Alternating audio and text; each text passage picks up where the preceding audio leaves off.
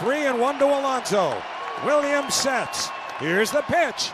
Swinging a fly ball to right field. Pretty well hit. Frelick back at the wall. He jumps. It's gone. He did it. He did it. Pete Alonso with the most memorable home run of his career. Pumps his fist as he rounds second. It's a 3-run homer. He's given the Mets a 3-2 lead. They all pour out of the dugout. Alonso on his way to home plate. They're waiting for him. He hits the plate. He is first congratulated by Nimmo, hugged by Lindor. There are a dozen Mets waiting for him outside the dugout. Pete Alonso keeps this fairy tale season going with the fairy tale swing of his career. 3-2 New York.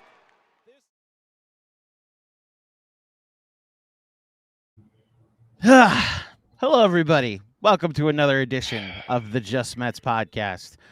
This is night 3 of our winter meetings live streams that we've been doing. We fully expected to be doing some reactions to moves that the Mets made, not ones that they didn't do. But my name is Andrew Claudio. That is Rich MacLeod. The call courtesy of Howie Rose, Mets legendary radio voice, as he called the most memorable moment of Pete Alonso's career. And unfortunately, one of the final moments of Pete Alonso's career, because after a couple of playoff games and then one more season, Pete Alonso is no longer a New York Met. He signed with the Baltimore Orioles today. We will go through the details in just a second. I will just genuinely ask you, Rich, but without full reactions to Pete just yet, how are you, my friend? How are you? I'm pissed at you for putting that clip up because I had been doing okay. I'd been more numb today than I was yesterday, and seeing that home run and hearing the Howie call in particular just kind of like brought all the feels up that I had been blocking out this whole day. So damn you for that. Yeah. This sucks again. So can I tell you, you're the third person that's happened to, because it happened to me and I made it. Like, I rewatched the intro to like as us video editors do. I checked it out in post just to be like, let me see how it looks. And as it fades, I was like, oh fuck, that's like, that really got me. Mrs. Claudio, it also got my wife when I showed her, just to be like, hey, check this out. And it's the reality of what's happened today. And if I can just bring my wife into this again, this was the Christmas present that she got me right after Christmas 2024, after Pete Alonso's home run. It is a coffee mug that has on one side the exact spot on the field where the ball landed and all the players on the field. And then the other side, it's the he did it call. And then, oh wow, my white balance is now very off. And then it's got the box score. And the sick, twisted part of this is that I don't think the Mets are ever going to play that home run, at least not for the next 3 years. They're not going to play that home run highlight, that call at Citi Field for the foreseeable future, because the closer, the pitcher in that highlight reel, is now the Mets closer, and the guy that hit the home run is now in a different league. And it's the reality that I think a lot of us are coming to grips with today. So let's just go through the exact terms of what happened. Pete Alonso signs with the Baltimore Orioles. 5 years, $155 million, no deferrals.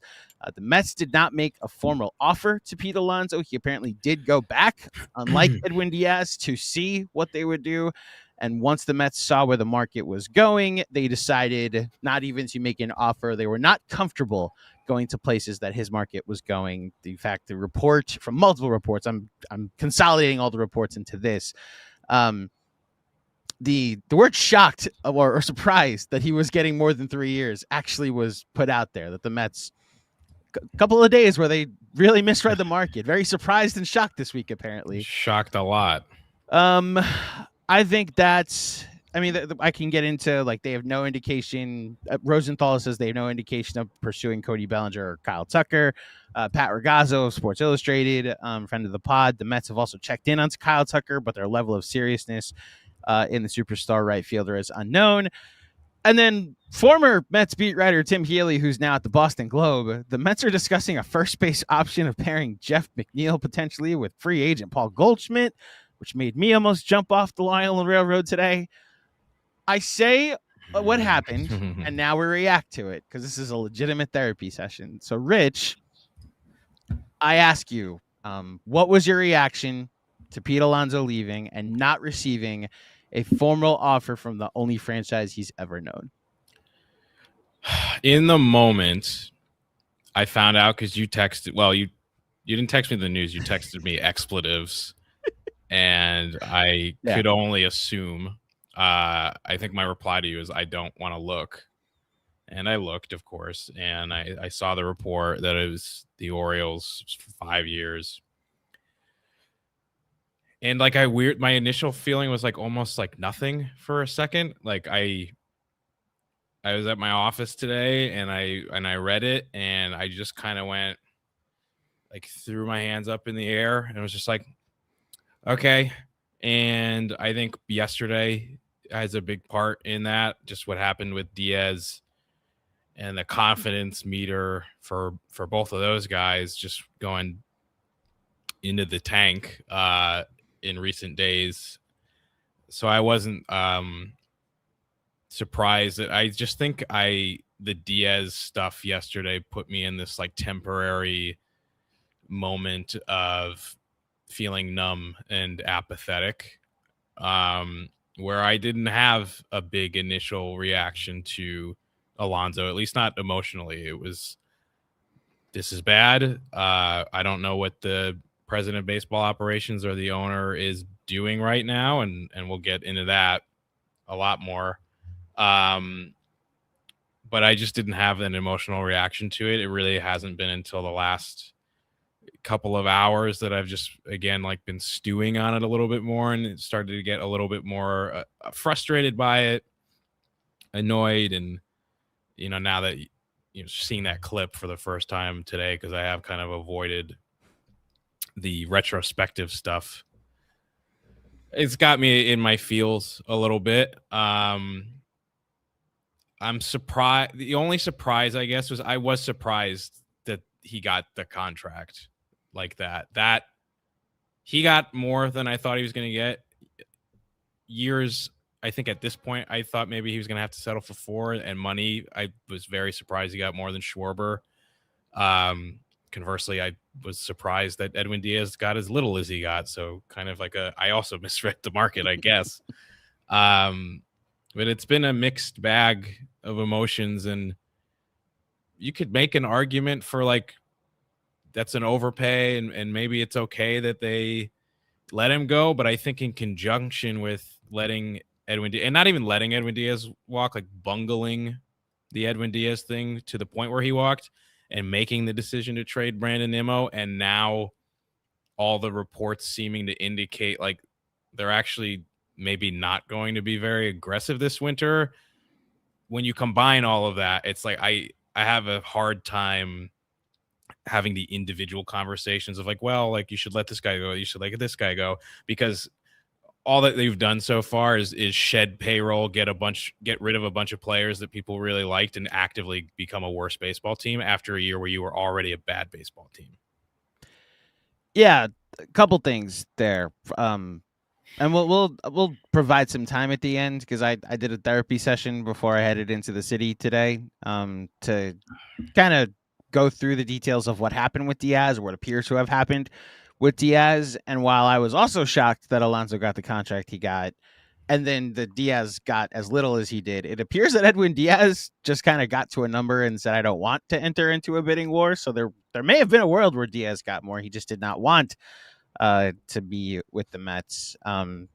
There's levels to that, but regardless, I think you kind of said it. The fact that the Band-Aid got ripped off yesterday, and maybe it technically got ripped off 10 days ago when they traded Brandon Nimmo. I guess maybe that's a little longer than 10 days ago, but when they traded Brandon Nimmo, and it was very clear this team was going to look different. Then losing Diaz, and it was clear, all right, this team's going to look very different. I had already experienced like 2 guys that were in my life since at least 2019, with Nimmo a lot longer, leaving the team that I follow a lot. And I mean, everybody look over my left shoulder. There used to be a Pete Alonso jersey there. There is now a David Wright jersey there because you know what? Number 5 will be in my life forever. Number 22 will most likely be in my life forever. Although seeing some of the crash outs have been interesting. I'm numb to it, Rich. By the time the Pete Alonso news was reported, I was in an Uber on my way to I text, you know this, but I'll tell everybody. I was invited today to a House of Highlights, Bleacher Report House of Highlights taping, a Gen Z against the OGs debate style show where they had one professional debater who was also a member of Gen Z and a bunch of us old heads that I swear half the room had been calling WFAN for at least a decade. And it was, I understood where my role was. It was very well produced as well. I recognize that. But the biggest thing is they sequestered our phones. So I got the news, sent out a tweet, did not have a chance to do like a Mets therapy reaction, and just had time to sit there for 2 hours during taping and just kind of sat with it. And the reality was like, yeah, I said my confidence meter last night. I was numb to this. I didn't expect him to come back. I was around a 0. There was no reporting that indicated that because they lost Diaz, they're now going to be more aggressive in Alonso. In fact, it was the opposite direction. Right after. We're both pretty shocked that he got the years he got. Apparently the Mets were also shocked that he got the years he got. And while we both were around 5 years, 150 million, it was very clear David Stearns and I have to say Steve Cohen and this front office, they evaluated and looked at what he was and thought that's not even close. That's absolutely a gross overpay. And like you said, it's just a thing they're not willing or comfortable to go to. I still think we need to stay with the fan side of things to start before we talk about whether it actually is an overpay. But if we can just start, let's start with the downside before we reminisce about Pete Alonso, because the vibes could not be worse right now amongst the fan base. Again, between like telling my wife, the amount of people out there telling their children that Pete Alonso is no longer a New York Met, it's just devastating stuff. And it seems very cold and calculated. And you better have a plan, David, but I'll get to that later. From a fan perspective, losing Pete, Diaz, and Nimmo in the span of a couple of weeks, this is the most crushed or downtrodden the fan base has been since when? Fill in the blank. I don't think the Mets have ever had an off-season stretch like this one, at least in my lifetime. Because when you lost a crucial guy, right, it was always just the one guy. It was Jacob deGrom left, and then they signed a bunch of guys. It was Jose Reyes left and went to the Marlins in a weird reality that was once true. We go back all the way to Mike Hampton if you want, but like that wound up being pretty good for the Mets for multiple reasons.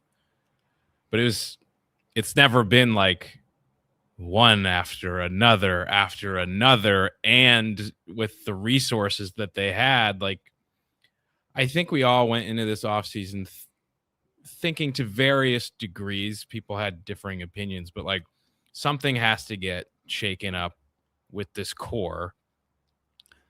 I said that I've been kind of thinking about that on and off for years now, and you know that was one of the first conversations we had before this podcast existed, back when we did Mets therapy, was like, is the core rotten? Do we have to break it up? Even being one of those people, I don't think I ever anticipated it being blown up to the degree that it like eviscerated is what it has been. Because I mean, you came into this offseason, there were the 4 longest tenured Mets were Brandon Nimmo, Jeff McNeil, Pete Alonso, Edwin Diaz. 3 of them are gone, and the 4th one's probably getting traded. Like, this is a new age for the Mets, and you get lots of conversations from people of like, well, they never won anything here, so like it's fine. And I think it's a little too binary for me of like, yeah, you have to shake things up after a while. It doesn't mean you get rid of like every single player, especially the good. What if the Yankees won with Aaron Judge? Like, they're not going to get rid of him. Like, they win more than the Mets do, but you see my point. Like, it's not just like championships or we blow the team up every single year.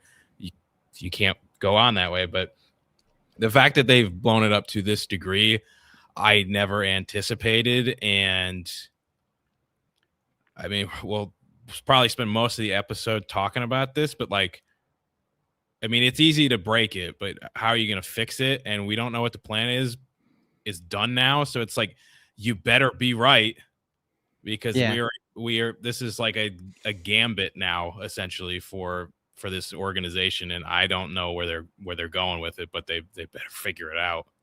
Yeah. I don't have a point I can point to. 2017 was weird. Like it felt like the very end of any hope that Harvey was going to turn it around. Syndergaard missed like that entire season. It looked like they were going to lose Familia at some point. Terry Collins also, it looked like he was going to be kind of like one of the longest tenured managers in Mets history. He took them to a World Series. And, there was a lot of concern about what the team might look like the following season. Ironically, in 2018, a young second baseman named Jeff McNeil that could play multiple positions got called up mid-season, and a guy named like Michael Conforto was starting to emerge into. I mean, 2017 was the year he made the All-Star team, but 2018 was the year that he rounded into form as an everyday player. And then this first baseman was putting up these insane power numbers in AAA, and then didn't get called up. Wins the first base job in spring training the following season, and that's what our life has been the last 6 years. And I think that's why you're right. And I tried to rack my brain, and I don't even have a Mets comp for it, but to the way this has been stripped down, it from a standpoint of things that the fan base cares about. Like I went to this weird place of 2019 when the Knicks traded Porzingis, but it was like then the books were clean, so there was all these possibilities, and you could theoretically just like they were on pace to have the worst record in the NBA and have the number 1 pick. So there's the hope of the draft. Then they also were going to get Katie and Kyrie, and it's like, all right, so maybe that's what they build. And obviously we know what happened is all those people that made the Porzingis trade lost their jobs, and it ended up working out because they ended up building the most successful front office they've had in decades. The very big difference in this situation here, Rich, is this team, despite trading Brandon Nimmo, letting Pete Alonso walk, letting Edwin Diaz walk, is still $51 million over the Steve Cohen tax. They are still very much being taxed like one of the highest spenders in baseball. And they don't have a first baseman. They don't have a left fielder. They don't have an ace. They don't have a setup man. Apparently Carson Bench is the center fielder. Apparently Mark Vientos is the DH. But like, to your point, they don't have a playoff contender right now. And to your point, they don't have a roster. That's well, they don't have I'm trying to be like a hint rational here. Yeah. I'm with you that like there's no way this is the team, is where basically where I'm going with this. There's no way this is the team that they're just gonna let these guys walk. I'm struggling to find where the pivots are. I'm struggling to figure out if you do this, we'll be okay. Losing Pete Alonso. I'm having a hard time. We went through the episodes of finding the first base options that will make us forget about Pete Alonso. I'd love for a report to say remember the serious interest thing we saw about the Dodgers and Diaz. I would love to see one of those with the Mets and Cody Bellinger, let alone a Kyle Tucker, let alone an Alex Bregman. And I would love to just see one of those float out, but those aren't out there. But it's to the point where after this week and where the fan base is, Rich, every agent is just licking their chops. The Mets have no leverage in any free agent negotiations at the moment, which makes me think they're just going to have to go through the trade market. I mean, this is one of the lowest points from a vibes perspective that I think the fan base has ever had, to your point. This is the worst moment in Steve Cohen's ownership. Easily. Because it's the first time it ever felt like the Wilpons again. And it's not, because like look at the payroll and they're probably going to wind up spending, but in this finite period of time right now, in this time capsule that we are currently in, it's the first time it felt like I thought this wasn't supposed to happen anymore. And it's not just Nimmo's gone and they saved money, and they saved money because these other two guys left and they couldn't compete in the markets on them, or they bungled the negotiation. It's not just those things. It's also, you brought up, was it 2 weeks ago, the Mets were involved on everybody. And now all I ever hear is what they don't want to do or what they can't do. I have not heard in weeks what the Mets want to do. They are not saying that publicly. No one seems to be able to report it, because all I'm seeing is they're not in on Kyle Tucker. They're not in on Cody Bellinger as much as we made that connection. They're not in on Alex Bregman. Who are they in on? Who are they signing? Because they don't want to give any pitchers deals beyond probably 2-3 years either. They're probably not trading for Skubal, because how can you make an all-in trade when your roster looks like this? So what are they going to do? And it brings up the question again from yesterday. Are they actually trying to win next year? Or is this a reset? Is this a surprise rebuild? Like, oh, surprise, it's a rebuild. Like, I don't know. I don't know. Did you happen to catch, I can't believe I'm going here, catch Bob Nightingale on MLB Network today, where surprisingly good. Made the case that, like, last year Steve Cohen was allowed to go get Juan Soto. The only reason that Pete Alonso, that what we all suspected, that Juan Soto was a Steve Cohen signing, and the only reason Pete Alonso got re-signed is because Steve Cohen stepped in. And David Stearns said this offseason, after the season, the collapse that they had, he said, "You're paying me all this money, the highest money out of any executive. Now it's time to do it my way."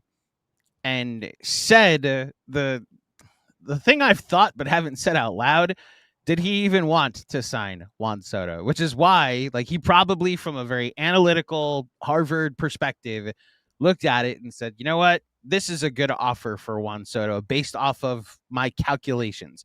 And then when Scott Boras said, you do not have a competitive offer in this, Steve Cohen took over and allowed a little more recklessness, because you want the guy, you want to win the bidding war, to be part of the calculations.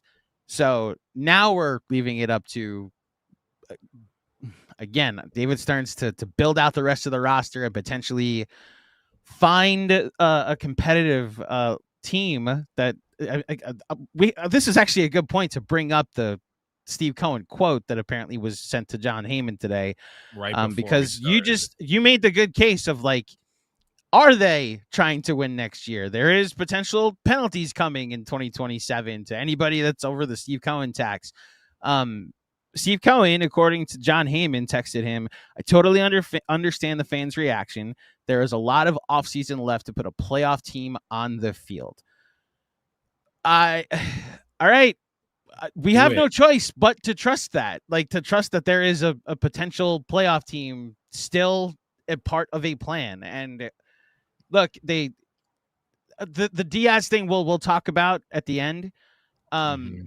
Already one thing, according to their plan, didn't happen. They apparently wanted to re-sign Edwin Diaz, and it did not happen. So it's why, like, I've thought a lot about Chaim Bloom over the past, 48 hours. Like, his infrastructure and his prospects, they're flourishing on the Red Sox right now. But Red Sox fans know him as the guy who traded Mookie Betts. Like, what he's known for. And look, 2 years after he traded Mookie Betts, they were in the NLCS and were 2 wins away from the World Series, up 2-1 on the eventual champion Houston Astros. And that's the only time they made the playoffs under Chaim Bloom. And I'm starting to wonder if you go to guys that are looked at as wonderkins and they have their grand plan and they want to win, but it's with look at what the playoff team I put together with these margins and this plan in particular. And look, maybe he's going to be great. Maybe we're going to be looking at this a year from now and saying, man, like he was smart to not pay Alonso. Look at what Ryan Clifford is. He was smart to trade Brandon Nimmo. Look at what Carson Bench and Jet Williams have been doing in the outfield. Cody Bellinger has been a godsend playing multiple positions. You know, leaving the kids, he went with the Tong McLean Sproat, and they turned into Harvey DeGrom and Syndergaard all over again. Mm-hmm. But that's what it feels like, because you're right. They're not in on anybody. And I'd love just one report, one step in the right direction that isn't Carl Edwards is going to be stretched out to be a starter in the minor leagues. It's like, this is their direction. Now, I know it's been mentioned. They've been in on Michael King. They've been in on Frame Valdez. They've been in on Mackenzie Gore was mentioned today. We're now just left here, a broken fan base, to wait and see what you got in store, because you ripped the heart out of this fan base now, and now we're just left to trust that you're going to rebuild it again. I do want to say, Rich, I do think we should talk about the good Pete Alonso moments, if that's okay. Because I'm sorry I sprung that clip on you. It is the highlight of Pete Alonso's career and the appropriate moment to celebrate when it comes to Pete Alonso. Do you have other memorable Pete Alonso home runs? I do. Obviously, that's like far and away number one. Breaking Judge's rookie record, obviously, is another one. I do have one that's more underrated, though, in terms of home runs, is back in 2021 or 2020, maybe, the day Tom Seaver passed away. Number 2 on my list. Yeah. The Mets played the Yankees in front of nobody. And it was one of those games of like, the Mets weren't good that year, and it was kind of like a fake year anyways. Like, it's the only year I ever went into in my life where I said, I hope the Mets don't win the World Series this year, because I don't want my first World Series to be fake. And that was the only game that whole year after the first, like, maybe couple of weeks that I really wanted them to win because of the Seaver thing. Same thing just happened with like Nick Mangold and the Jets.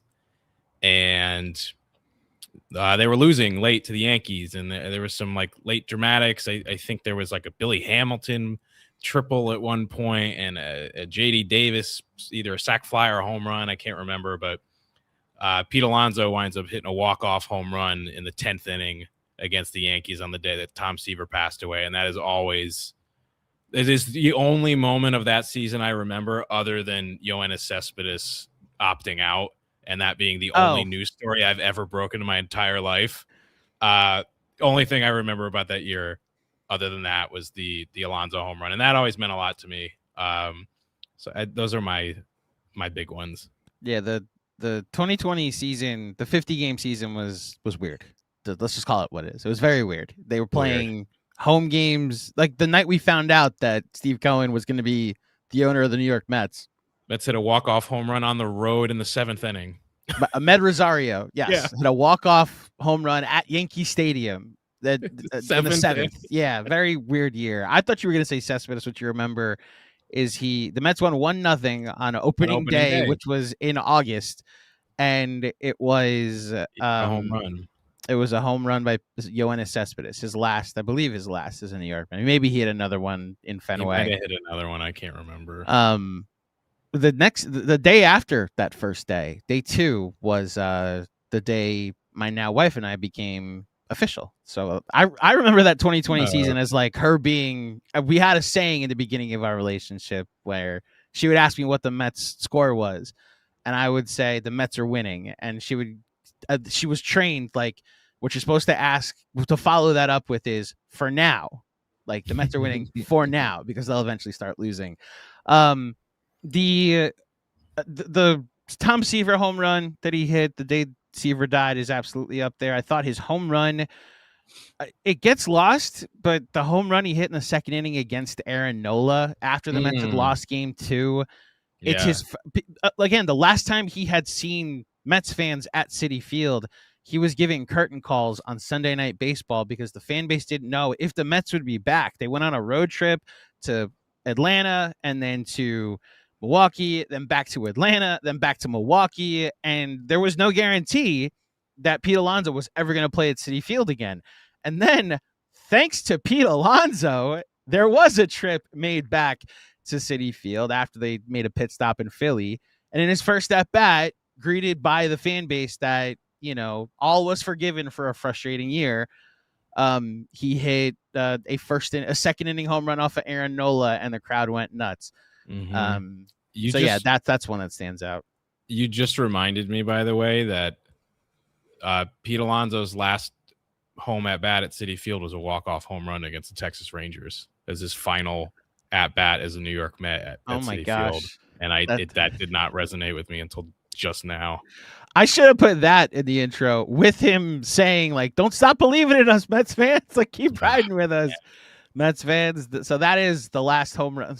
Can't wait till you put that on social later. That's the last home run of his Mets career. I don't know that no, he hit one in Florida, in Miami. The Clay Holmes start, he hit one. Oh, the good game. Yeah. The game they won against the Marlins. Yeah. And then of course the hard hit ball that told you it's not the Mets year. It should have been a 3-run double. That wasn't. The last Pete Alonso nuke was an out to left field. Now he did get his last at bat as a Met is a single that eventually led to nothing. He ended up being stranded at second base. Yep. But that picture of Lindor and Alonso hugging after he lined out is now seared in my mind. Is like, oh, that's the last moment that core will be together, for better or for worse. Unfinished business kind of vibe, and now forever unfinished. Unfortunately, it's finished now.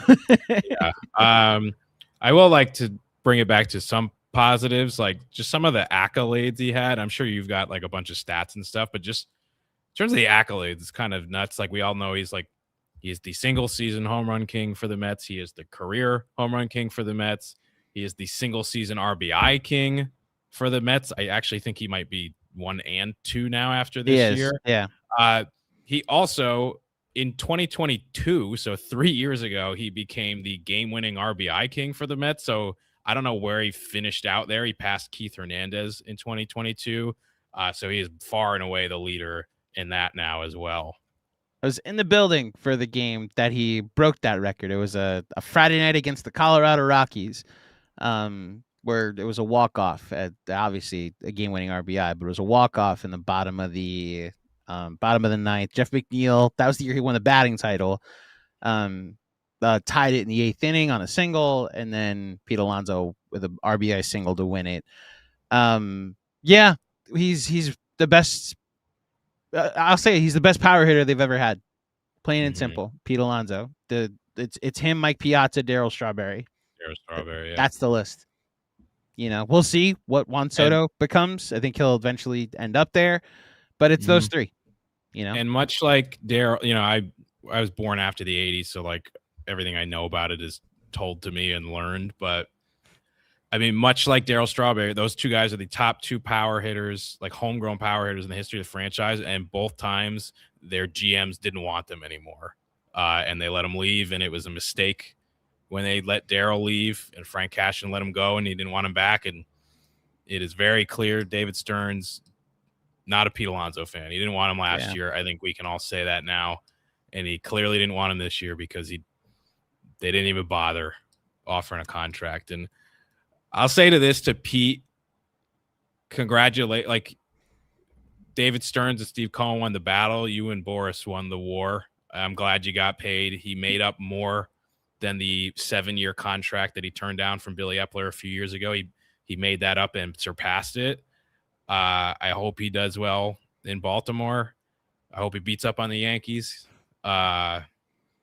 This sucks for us, but I hold nothing against Pete. I hold nothing against Edwin or Brandon Nimmo either. It's really unfortunate that this happened, and even if it winds up being better for the Mets in the long run, and again, I'm not seeing that today, but maybe it winds up being that way.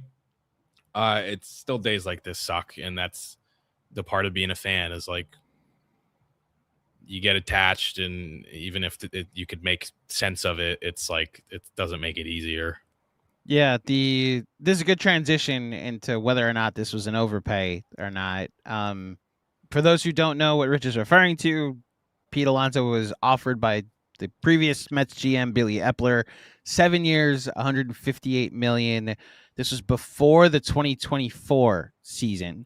Pete Alonso politely declined and decided to hire Scott Boras. He then had a pretty down 2024 season, despite the heroics in the playoffs, and then signed a 1 year. Oh, okay. We'll say 2 year, $54 million. It was really a 1 year, $30 million deal.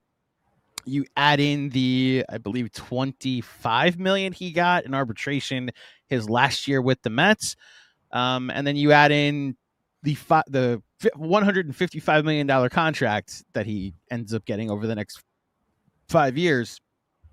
Pete Alonso ends up with a 7-year, $208 million contract over the stretch that he turned down, over the stretch that of those 7 years that he turned down from Billy Epler. So yes, he bet on himself and he ends up cashing in. So good for you, Pete Alonso. And I did have the spin zone today that it's going to suck that Pete Alonso's not on the Mets anymore, but at least I will get to watch Orioles Yankees games with an extra added incentive if I get to watch Pete, hopefully, beat up on Big Brother across town. So there's that. It's a weird spin zone, but I'm now going to be able to watch the Orioles. It's not like where I get to hate watch the Dodgers now, but I will we'll play the Orioles once every other year and I'll be fine.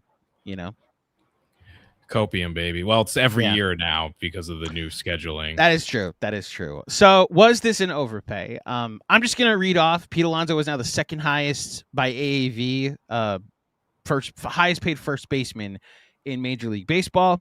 If you're simply just going by average annual value, Vladimir Guerrero Jr. is first at $35 million AAV, according to Spot Track.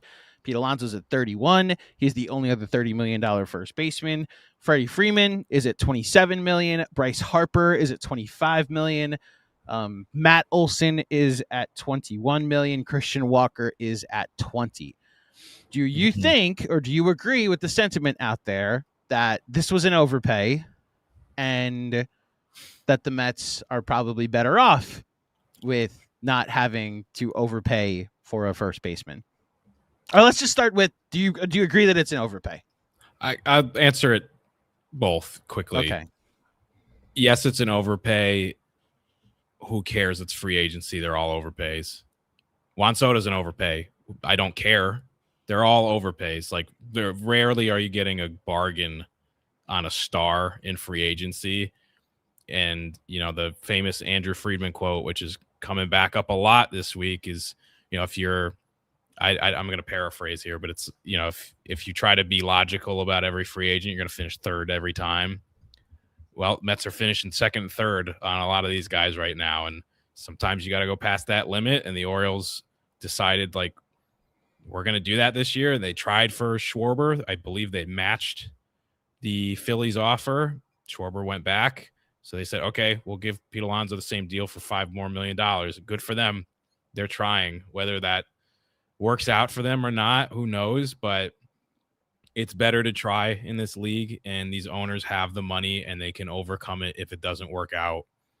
And I will always value that over, being too afraid and trying to get people on the exact deal that you want. Like, you gotta go out of your comfort zone sometimes, and the Orioles did that.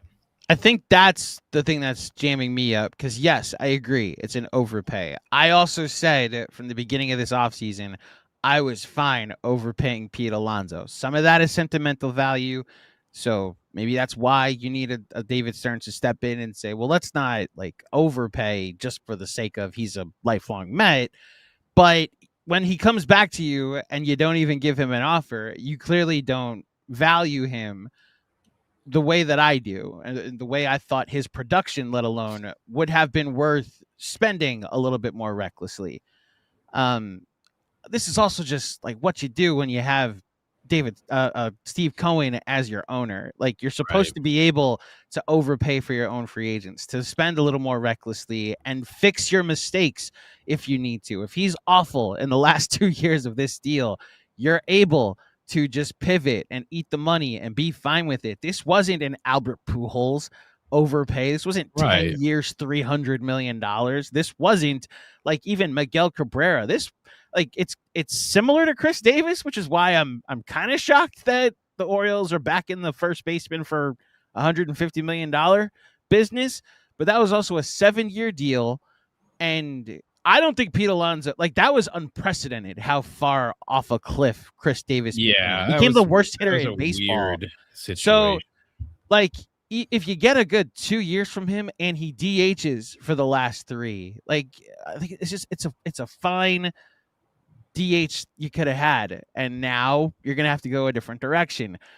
And it's why, like, I didn't put this specifically on the rundown, Rich, but it's kind of built in.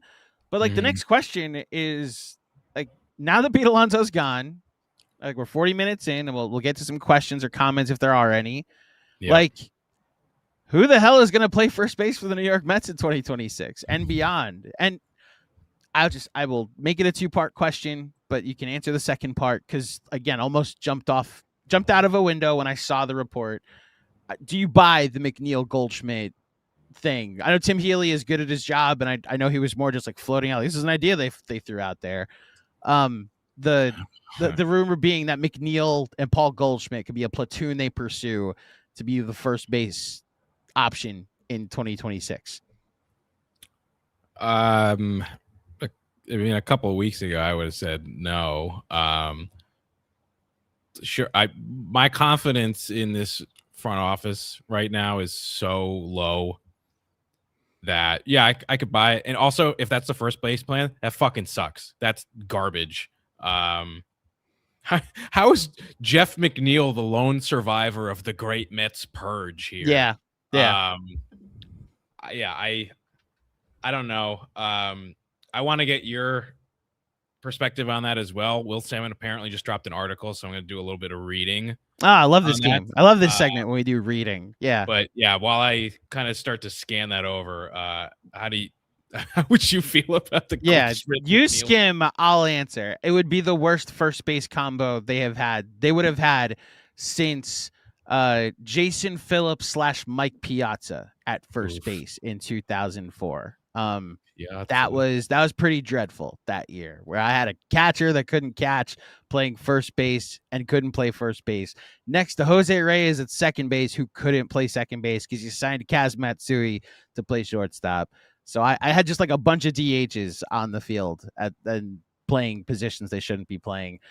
I'm just gonna say this right now. I will not attend a Mets game if that that Jeff McNeil is playing first base or Paul Goldschmidt. Freudian slip. Paul Goldschmidt. I will not attend a game that either of them are playing first base at. That's just my stand that I'm taking against this season. I obviously love the Mets. I'll watch every inning on SNY. The Gary, Keith, and Ron. Well, Gary and Ron call will forever be something that I tune in for. Hopefully the other purge that you get rid of in this core, David Stearns and Steve Cohen, isn't losing Keith Hernandez, by the way. To answer the other part of the question of like who the F is going to play first base, I would assume Mark Vientos. If we're just looking internally, we've discussed this. Mark Vientos, Brian Clifford is a potential option sometime in July, I'm assuming. I know he has big power. Murakami now becomes like a thing you have to consider. He's 26 with a lot of concern at anything above 95 miles an hour.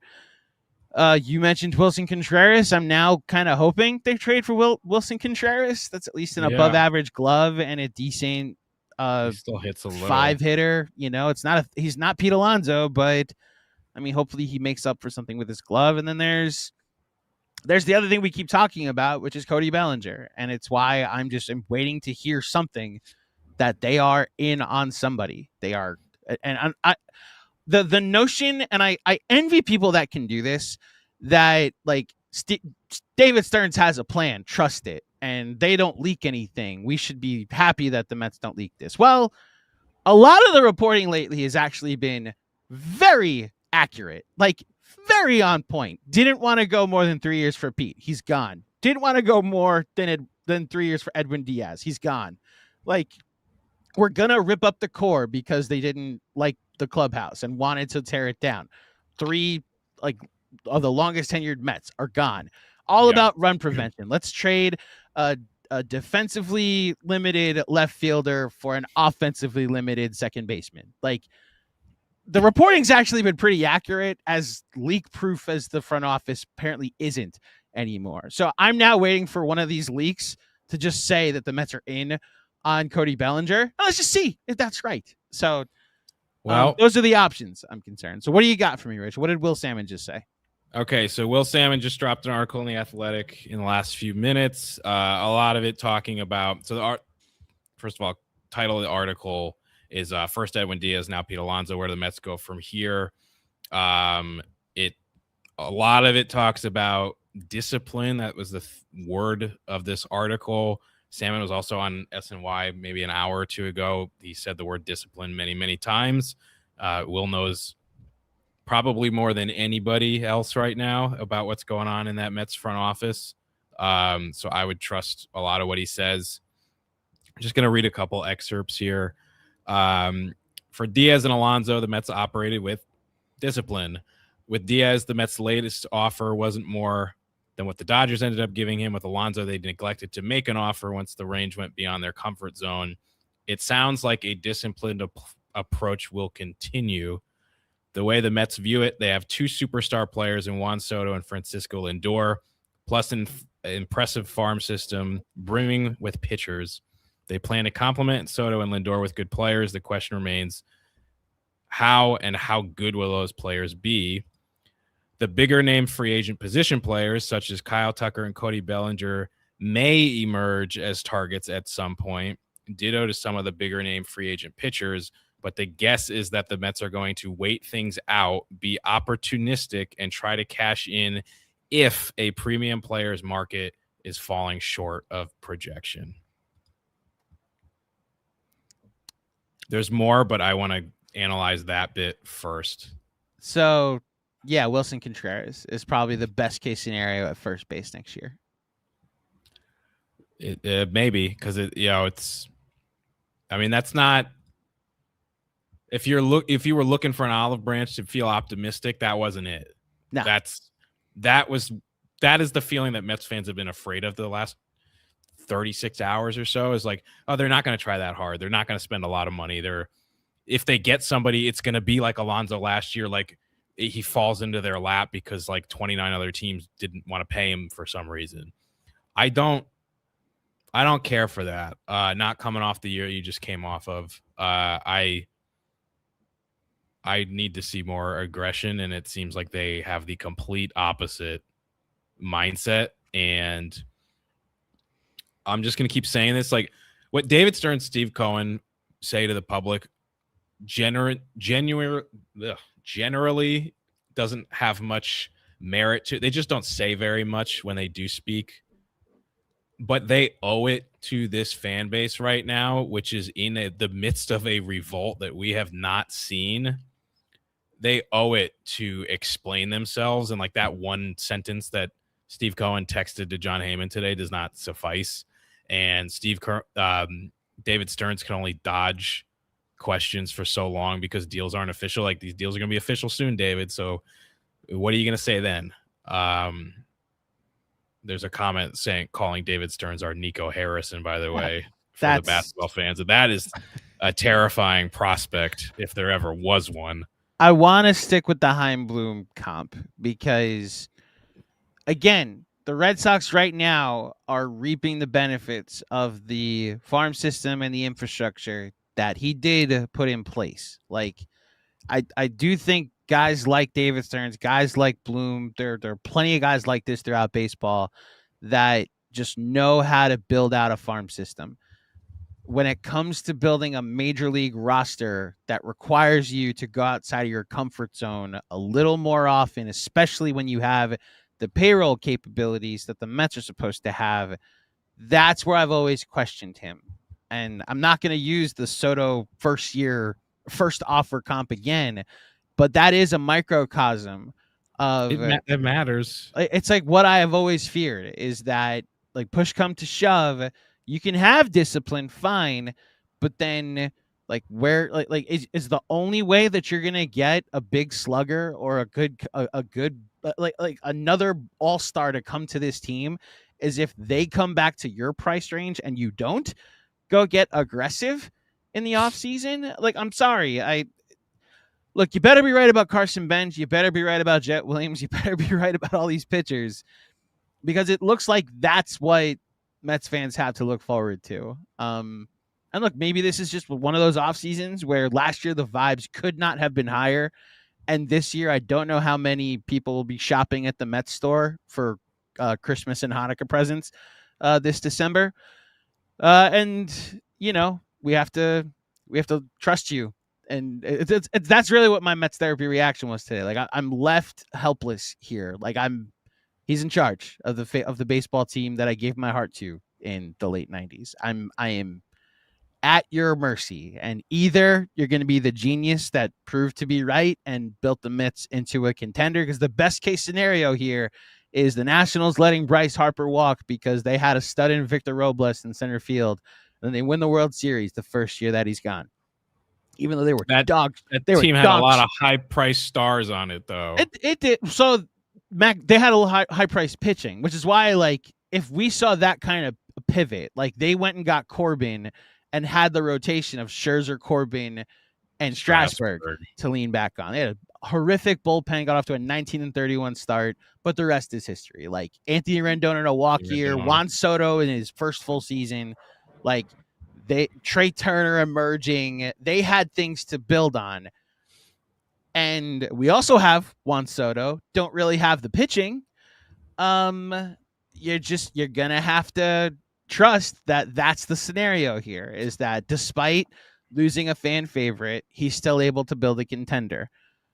And the other option is that he's Chaim Bloom and that he's the general manager of the Pirates in 4 years and building out a team in a market that he's more comfortable in. You want to hear a couple of the names of players they apparently are interested in? Because am I gonna throw something at the camera over off the names that you're about to mention? I mean, it's gonna back up what you just said. Okay, let's hear it. There's some intriguing ones, but again, it's just like this is like bottom of the market, kind of mid-tier level. Pulling it up. Hang on. The Mets need to decide how to best leverage their farm system. This is the part of the article that says they're probably going to be very active in trades. Andy Martino also said this many times on the broadcast today. The Mets need to decide how to best leverage their farm system. Which players do they allow space for in the major leagues? Which ones do they trade? The plan from here is likely to include some combination. In particular, need trades, which David Stearns has mentioned a lot lately as well, involving major league players are appealing to the Mets, league sources said. Such an approach may or may not lead to headliners. For example, the Mets hold some interest in St. Louis Cardinals outfielder Lars Nootbaar, league sources said. More speculatively, San Diego Padres outfielder Ramon Laureano would present another match. Those are just a couple of names out of many possibilities. Salmon goes on to mention a couple of bullpen names in free agency. Similar situation to the bullpen, the Mets hold interest in free agent reliever Tyler Rogers, so potentially bringing him back, and have continued to check in on free agent Robert Suarez, among others, league sources said. But Will Salmon adds at the end of that sentence, price matters. Okay.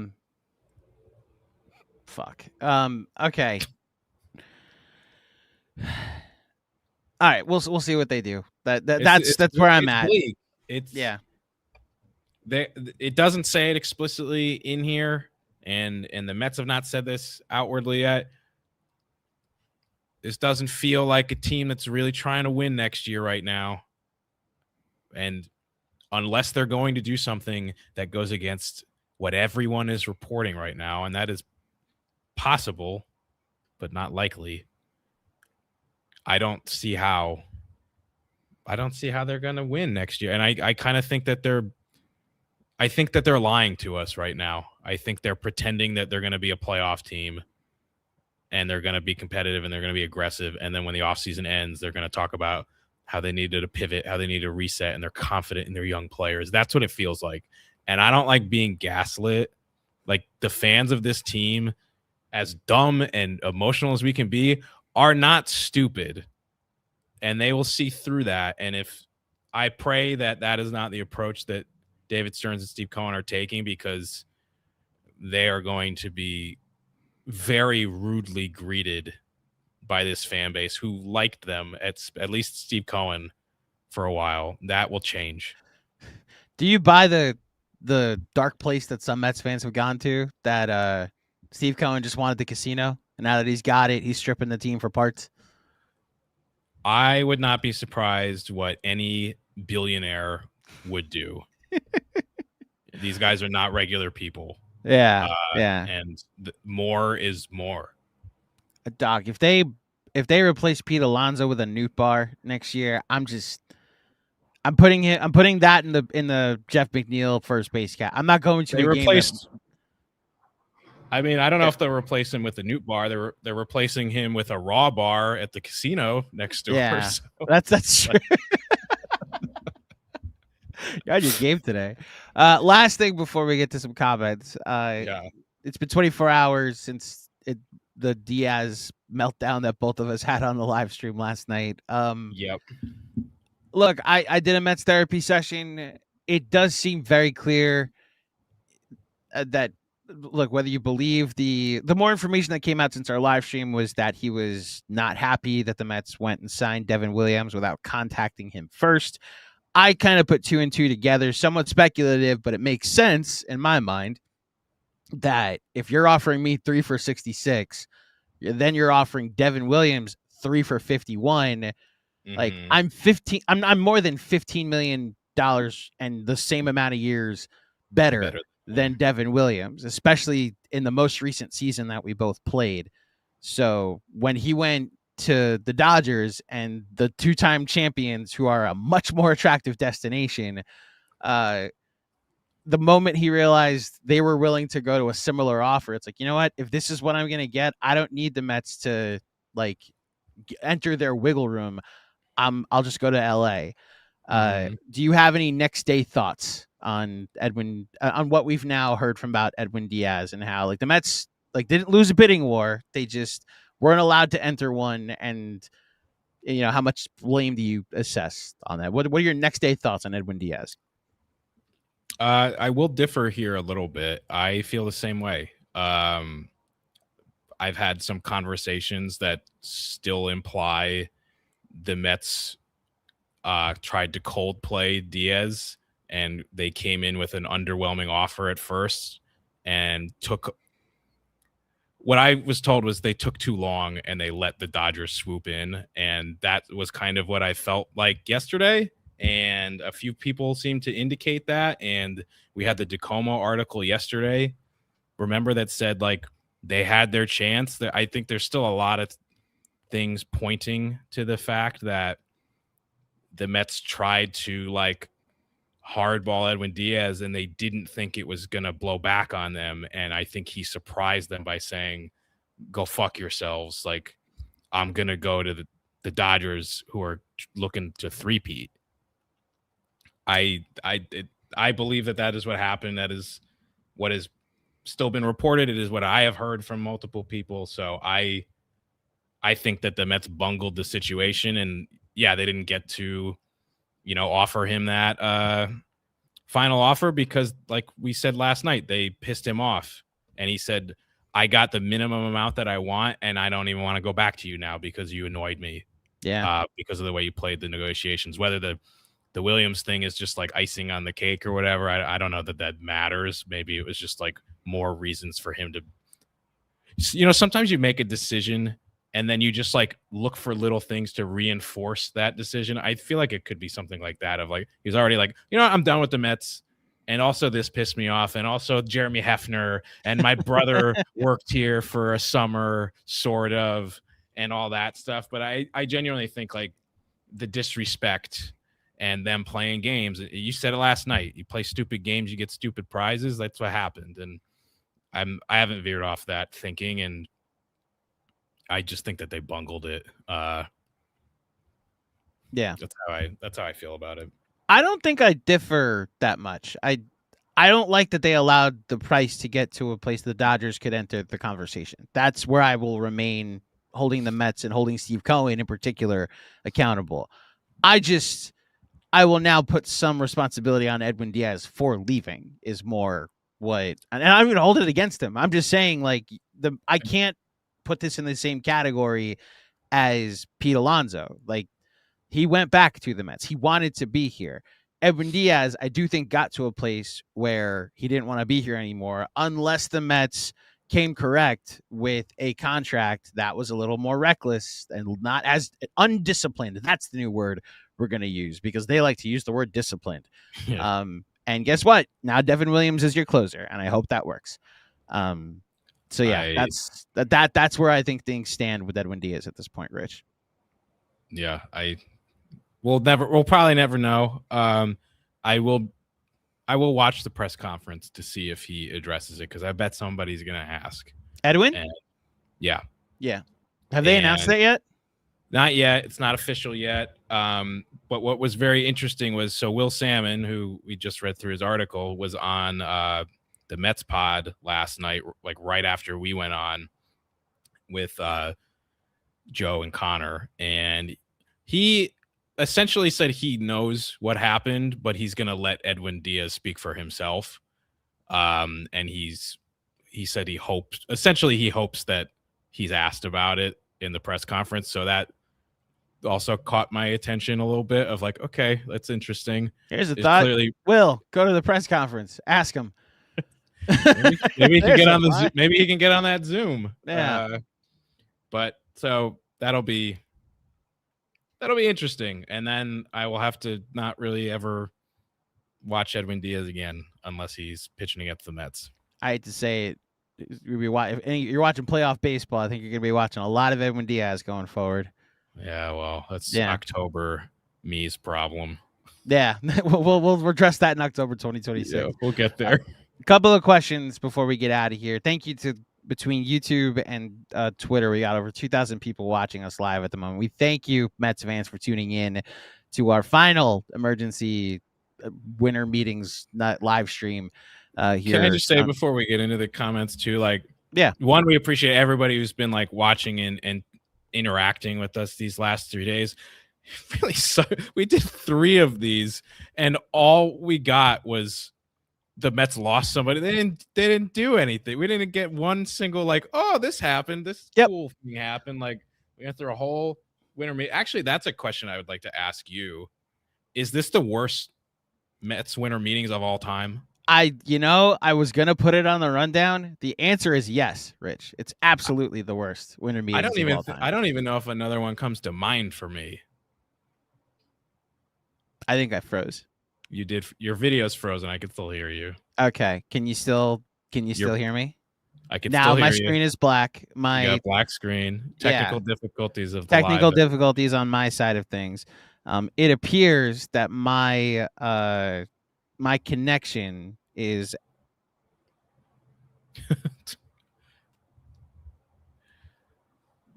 seems like Andrew's connection is poor. It was what he was going to say. Worse. I'm worse now. Now it's better. Okay. Okay, good. It seems as if my connection was as poor as the Mets winter meetings just went. Maybe worse, honestly. I was thinking of putting this on the rundown, but I thought it would be too dark. This is the worst week, I think, in Mets offseason history. And I think so. Like, you combine it, like, I was trying to look for other moments, and like the DeGrom leaving moment fucking sucked. There's only one historically, and we were not even close to being alive. And it's trading Tom Seaver, and that's a whole different era of baseball where like the Mets like could not afford Tom Seaver. Like, it's terrible that they did it, but like, look, this isn't losing Tom Seaver. Like, Pete Alonso and Edwin Diaz are not like surefire Hall of Famers, but as far as the contemporary internet age that we now live in, this is probably the most devastating week, which is why built into the question of like, when has the fan base been this low? I don't have a moment I can go back to that recalls it. So yeah, we'll see what they do. It's tough, man. Yeah. And just as Will Salmon just reported, don't worry, the vibes are coming back up after a Newt bar finds its way onto the team in the next couple of weeks. Couple of questions before we get out of here. Mud Productions, Mud Productions, maybe. Who the fuck wants to come here? Look how they treat their legends. It's a valid concern. If you're a big free agent who's going to sign long term, don't you at least have to ask about that? Like, or be trepidatious about it? Go ahead. No, just that's a great point that it's not just like their legends being internal. Like Max Scherzer comes here, signs a 2+1, says I've made a 3-year commitment, lives in Dix Hills, Long Island, like makes the commitment to be here. A year and a half in, they're stripping the thing down for parts. Like Juan Soto comes here off an NLCS berth. A year later, they're putting a Newt bar next to him in the outfield. Like David Robertson was upset in 2023 and won't come back to the Mets because they sold and he didn't want them to sell. Yep. It's a very fair point to make, and I wonder how much of a ripple effect it's going to have on the offseason, and on off seasons going forward. At minimum, it's a thing of like, let's say the Mets are going after Cody Bellinger, which apparently they're not, at least not right now. He's probably texting somebody on the team, like, what's going on over there? Like, if you're applying to a new job and you're seeing how they're treating people at this job, it's going to affect if you want to work at that company. Baseball is not that much different at the core of it. So, like, will it lose you players? Like, maybe not, but it's a question you probably have to answer now. And do people want to negotiate with David Stearns? I don't know. Yeah. The Mets have, again, it's all with all these things, they have created this question by how they have acted. Yeah. Well, let's preach some confidence apparently on this stream. From Josh Einbinder, my old friend. It has been a while since I've talked to you. I used to say kid, because he was a kid in high school when I first did a podcast with him, and he was running a thing called Jenny Mets. And now remember that thing that no longer exists? Josh, I believe he was working for like a minor league team in Connecticut, and I actually don't know what you're up to these days, Josh. I hope you're doing well. And he goes, Andrew, wave emoji. Good to see you podcasting. Missed the Willets Point days. It's unfortunate Pete is gone, but I believe in David's plan. I just think there has to be something he's thinking. I better hope it's something he's thinking. I hope he is thinking something. I don't know if it's something good.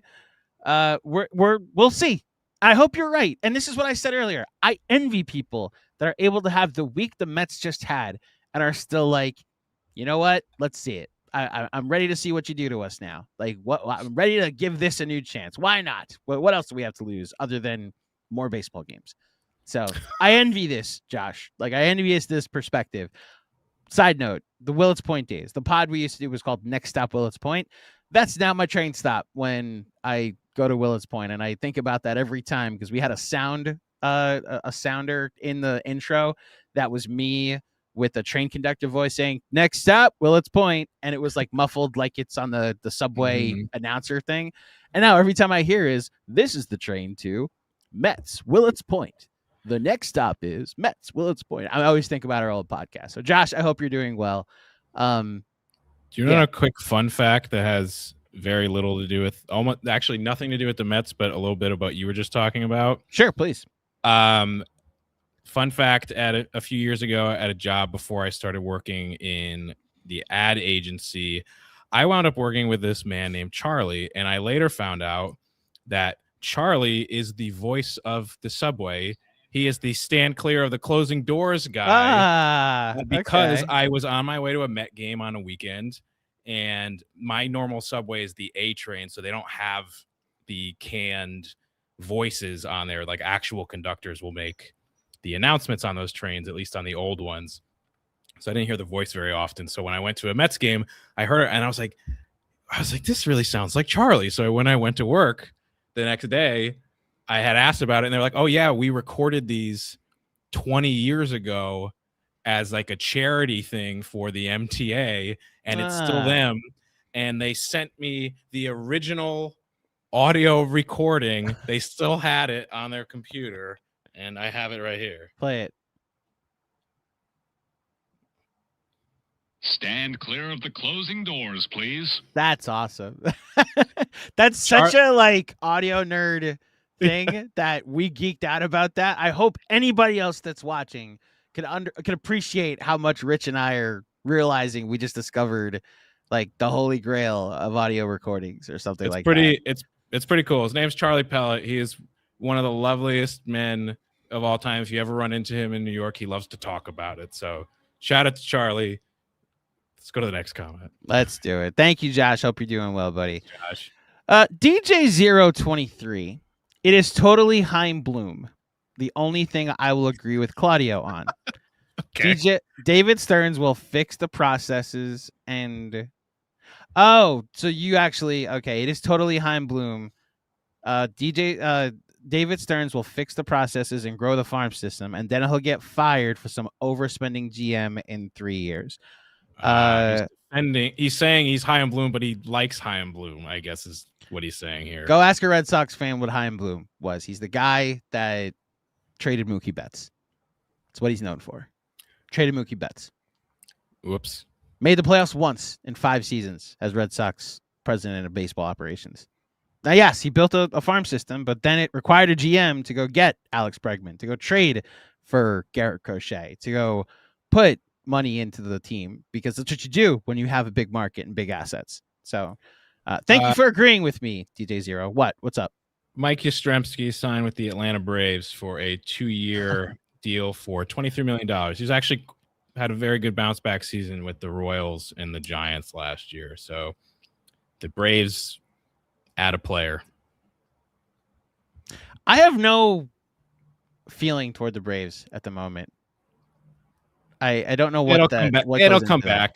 It'll come back. But like, I don't think the Mets are going to be very good next year, currently constructed. So like, go ahead, beat the Mets. What is? You're not in my way. The Marlins are in my way from a better draft pick. 4th place, here we come, baby. Yeah. Thank you, DJ, for tuning in. I hope you're right more than I'm right about the Heim Bloom comps. That Heim Bloom's vision gets to be realized, and that the Mets actually build a winner. And I do appreciate some counter opinions, even if as do I. With it. We need a little something to hang on to right now. Yeah, so I appreciate that. At Game for War, Stearns didn't shake up the core. He ripped the heart and soul out of the Mets. Oof. Yeah. Laura Albanese posted a funny picture today from the winter meetings of like a vending machine or a cooler and had a bunch of sodas in it. At the bottom, there was it said Oregon or something on it. And she was like, "What's this doing in here?" And I was like, "Oh, it's the heart of Mets fans." It kind of feels like that. Like, again, look, we could turn around at the end of this offseason and they did a bunch of shit we didn't expect, and we're really excited about the new direction of the team. It's not supposed to feel like that today. We lost 3 players that we all really liked, if not loved, and have spent a lot of time with over the years. And it's tough. And the more I think about the Pete part of it, I think the Diaz was the most like shocked and angry I got. I think I will be the most sad about Pete as it all sets in, just with all the memories. It's a somber, sobering, like franchise altering 2 days that we have just had, and I hope it leads to better things. But right now is like the just time to like process it and mourn as a fan in whatever way you need to. Yeah. Last one's for you, Rich. Kevin Janishevsky with the $2 super chat. Thank you, Kevin. Who are the Mets? I only know about the Knicks and JB. Shout out to the New York Knicks, who are going to the semifinals? Semifinals on Saturday. The NBA Cup. They're playing the Orlando Magic for the 407th time this season on Saturday. At least it feels like that. I think it's the 4th time, but in December, that's a lot because they're only supposed to play 4 times a year total. They've played 24 games. they'll play their 25th game on Saturday and the 4th against the Orlando Magic. I have So done like entirely too fifth many of- pregame pods on the Orlando Magic at this point, Rich. Are there even 4 or 5 different Magic content creators to talk to, or are you speaking to the same people at this point? So I looked out that I made really good friends with the Sixth Man show that has 2 people that I go to, and they alternate. Last year because they played the Magic, they were both losers in the NBA Cup, and so they got an extra game. Right. It got to the point where they played the Magic a 5th time in January, and I was like, guys, I have no more Orlando Magic questions. Either let's do a draft, or I'll see you next year. And I ended up just skipping the pregame pod. We're actually doing a draft. We're gonna do a 3-person draft, and we're each gonna draft 5 players. The best players to ever play for both the Knicks and the Magic ever. So Patrick Ewing's in play, Tracy McGrady is in play, Ignas Brazdeikis is in play. Yeah, so we're the list does get very slim after 3 or 4 picks, but tune in for that at Knicks Film School this Friday. Thank you, commenter. Thank you, Kevin. Yes, thank you, Kevin. I went and pulled up Lars Nootbaar's stats. Last year, he had a 95 OPS plus, a 686 OPS in general, had a slugging percentage below 370, and a 325 on-base percentage, a 1.3 B-WAR, but in 509 at-bats, had 13 home runs and 38 extra base hits. Pete Alonso had 38 home runs last year, let alone 38 extra base hits. Yeah, look forward to our new Nootbaar in. He's not Citi even as Field good as next year. Mike Yastrzemski, who we just rolled our eyes at for signing with the Braves. We could only hope we got Mike Yastrzemski. And by the way, Rich, he hits left-handed. So it's another lefty to this lineup. Woo! Let's go. I think that about does it from the doom potting we've done this week. What a week. Holy cow. Rich, do you have any final thoughts before we get out of here? I just appreciation for everybody who's tuned in. I think this is our highest watched one live of the 3. We know this has been a really tough week. We're feeling it, and we're leaving it all out there and probably looking stupid half the time. I'm sure I'll watch this back in a week and be like, oh God, why was I acting like that? But we appreciate everybody for participating. The engagement just makes it a lot more of a community, and we're hoping to keep building that here at Just Mets on our YouTube page, on Twitter, on all that social media apps. So we appreciate all you guys, and I really hope we are so owed a good emergency podcast. The Nimmo one wasn't bad or good. It was just a thing happened. The same thing with Devin Williams, and then everything since has been crap.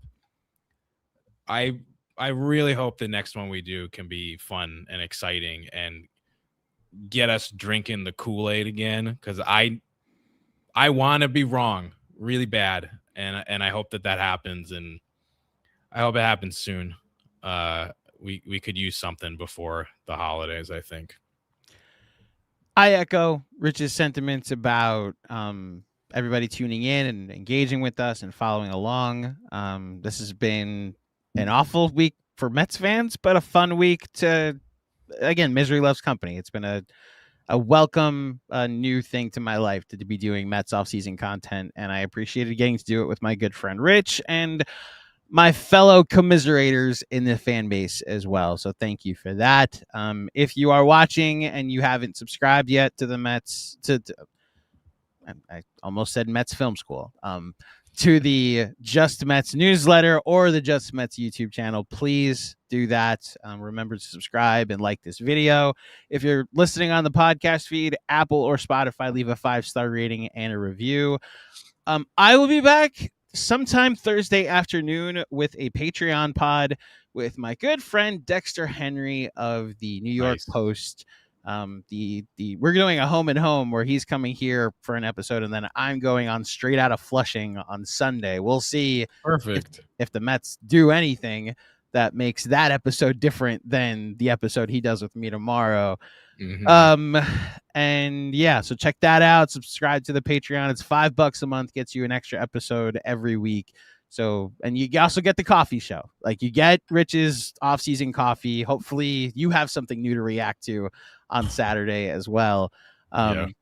Thank you, everybody, for tuning in. For Rich, I'm Andrew. Thank you for watching. And in the words of the great immortal Gary Cohen, we are out of here.